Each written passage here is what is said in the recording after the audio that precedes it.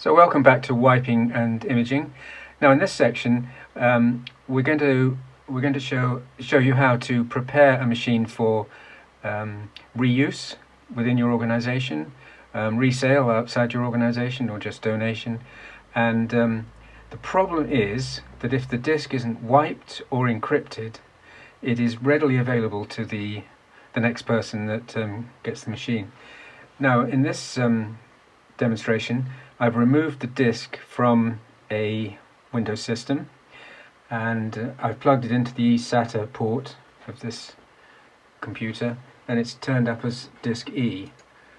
And as you can see, it looks like a regular disk in a normal computer, including here users, user 1, and here are all the documents.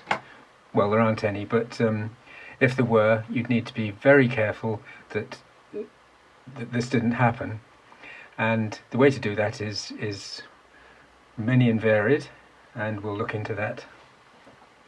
So one of the ways to prevent your disk being sort of in the clear like that is to turn on BitLocker. And turning on BitLocker is simplicity itself. You just right click on here, turn BitLocker on, and you find it doesn't work on all systems everywhere.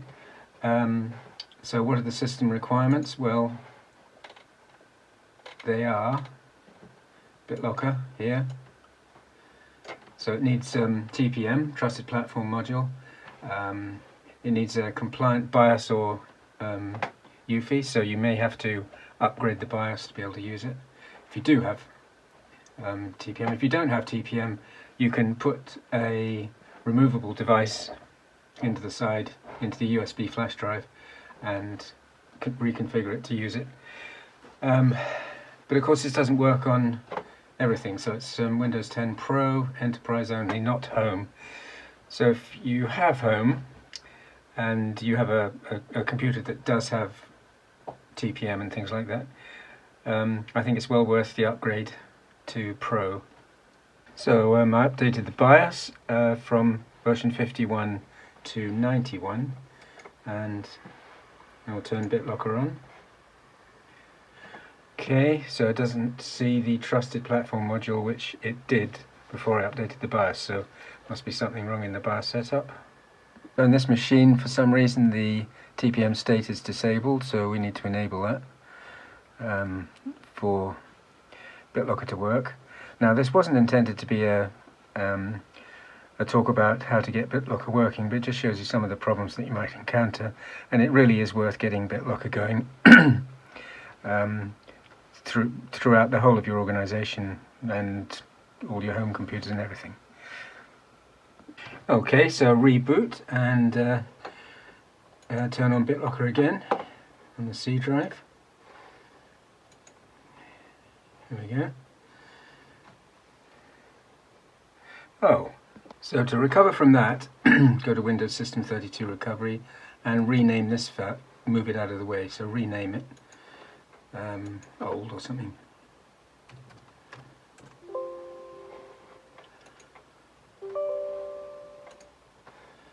And this is probably caused by the golden image process. This is a golden image that's been put on this machine, and the golden image would have its own, RE agent, which doesn't work. So rename that and then try again.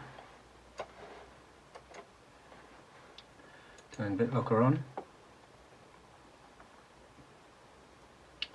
There we go. So I'm going to save it to a file.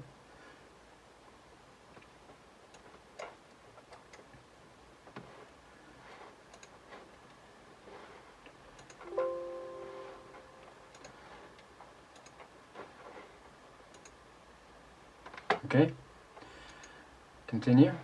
Now this is important. Now if you're, this is a brand new machine, hasn't been used, but if the machine has been used at all, you need to encrypt the entire drive.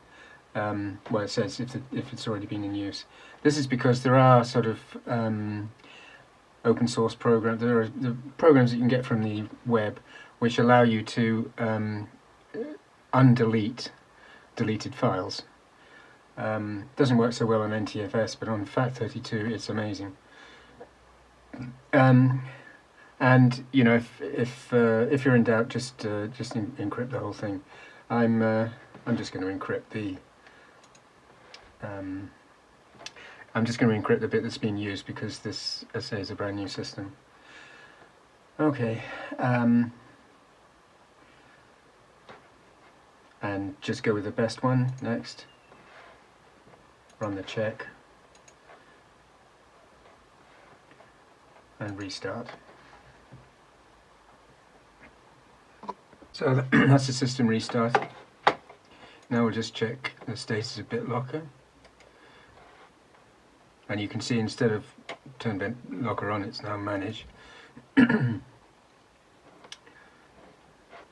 and it's encrypting.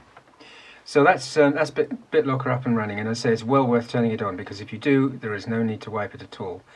So in the next part, I'm going to show you how in Windows PE to check if the C drive has been encrypted. See you next time.